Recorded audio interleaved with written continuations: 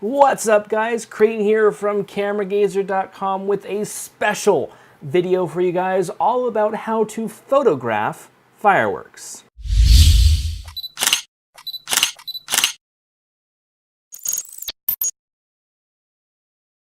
Whenever you're going to go photograph fireworks, keep these tips in mind. These are the essential tips that you need to know to get great shots when photographing fireworks. This first tip is kind of a given.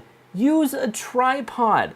Tripods are great for getting nice, clear shots when you're using a very long shutter speed. And you will be using that when you are taking pictures of fireworks. So make sure that the tripod that you get is nice and sturdy, it's heavy duty, and it won't be flailing around and making unneeded movements when you're trying to get a shot. So make sure it's heavy duty. Our second tip is to use a good camera. That means do not, under any circumstances, use a camera phone to take any photos whatsoever. When you're dealing with dark shots and bright things going up into the sky, all of your pictures are going to turn out horribly. So use a good camera. Now, by no means go out and buy a Canon 5D Mark III. No, just use a camera, an actual camera. Anything from a point and shoot, a low-end DSLR, depending on what your usage is and how much you're going to be using a camera. Use something like that, but please do not use a camera phone. Our next tip is frame up your shots. Take some time to look through the viewfinder. Try to get equal proportions of the ground and the sky. Try to figure out where the fireworks will be and get generally a picture that's not just the fireworks, but maybe its surrounding area. Give it some life. Now, here's two things that you can do to create really good images in the sense of framing it up. Be upwind of the smoke so you don't have all that hazy smoke coming in to your camera and making your photos all fuzzy and blurry. And second, arrive early. Scout out a good spot where you want to take photos and then set up camp there. Whether you have to wait an hour, 2 hours, all day, be sure that if you're taking photos and you want these to be the best photos ever, be sure to get a good spot where you know your pictures will turn out great. Next tip, keep your camera level if you're getting more than just the fireworks in your shot. If you're gonna get, maybe if it's water or the skyline of a city or whatever have you, be sure to keep it nice and level so that when people are viewing your photos, they have a nice reference line. You can see and understand what everything is, because if it's kind of cockeyed and kind of weird and off-center, I mean, the firework may look great, but then again, people might look at the image more and be confused about where it is. So if you're gonna take more than just the firework, be sure that your line of wherever your horizon is nice and straight. Our next tip is now moving on to the camera with all of your settings and features. The first one and most important one out of all of them is use manual mode. Do not let the camera try to figure out what exposure it needs, what aperture it needs, because then you're going to be getting some oddly exposed shots because it's seeing the dark night sky, but then this big old flash is happening and its aperture may be set too high, the shutter speed may be set too fast or too slow, and it'll create a weird image. So keep it fully manual. At the end of this video, I'll give you some references to some numbers that might be helpful when taking photos, but use manual mode. Do not rely on any other feature of your camera other than manual mode when you are taking pictures of fireworks.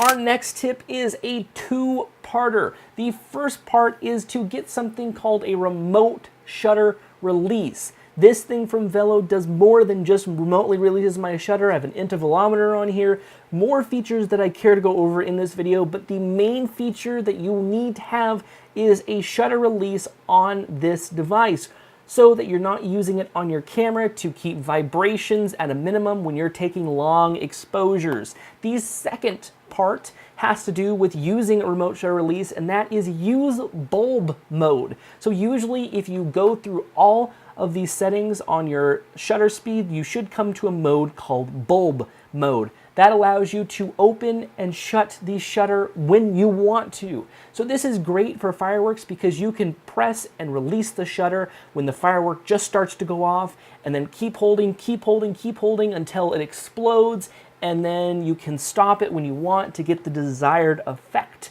that you want. And you want to use something like the remote shutter release, like I said, because that will minimize on vibrations to your camera and get nice, clear, and crisp shots.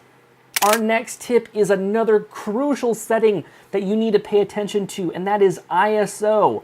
ISO controls how sensitive your camera is to light. Now you might think, well, great, I'll just bump up the ISO as high as I need.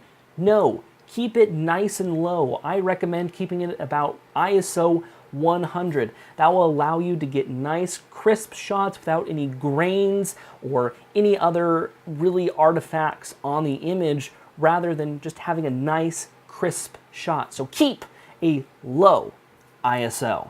Along with ISO, our next tip is to keep a closed up aperture. You want to get that hole nice and small so it gets more in focus. That means having something between an f8 and an f16 aperture. If you don't know what that is on your camera, it's usually represented as a decimal point or even a F number. So we'll say F something, and it varies from 2.8 to 1.4. It's usually a decimal number. You want to keep that again between f8 and f16 to be sure that you get your fireworks nice and in focus and not blurred out, and keep them nice and sharp. Now, the last camera-based setting tip is to control your shutter speed. You don't want anything too long because then you'll overexpose the image, and you don't want anything too slow because you'll underexpose the image. Usually you're going to want to stay within the 1 second to 5 second range.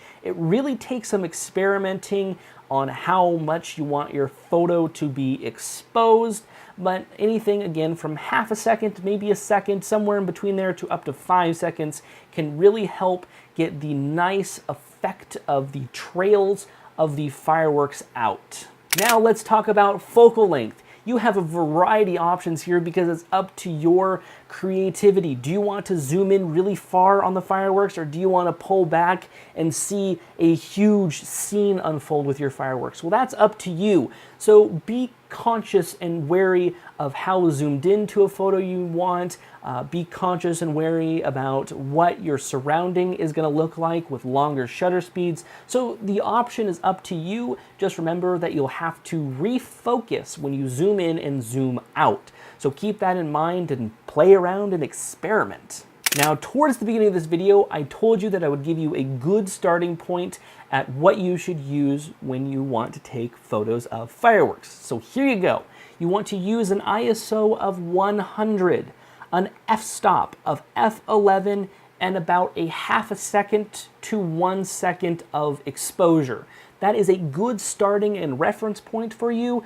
But beyond that, experiment with different f-stops, different shutter speeds, and see what the environment around you has to do with your photo and how it responds to changing of those settings. Now, our last tip, have fun.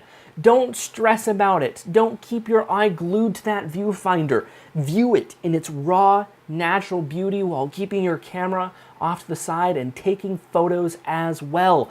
So I'd like to thank you guys so much for watching this video. Be sure to like, subscribe, comment.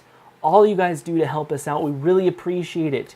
Use that comment section down below to tell us how you take photos of fireworks and help the beginners out. We'll get better photos. It's all about helping out each other. I hope these tips were a great starting point for you, and go out on this 4th of July or whenever you go to photograph fireworks and have fun.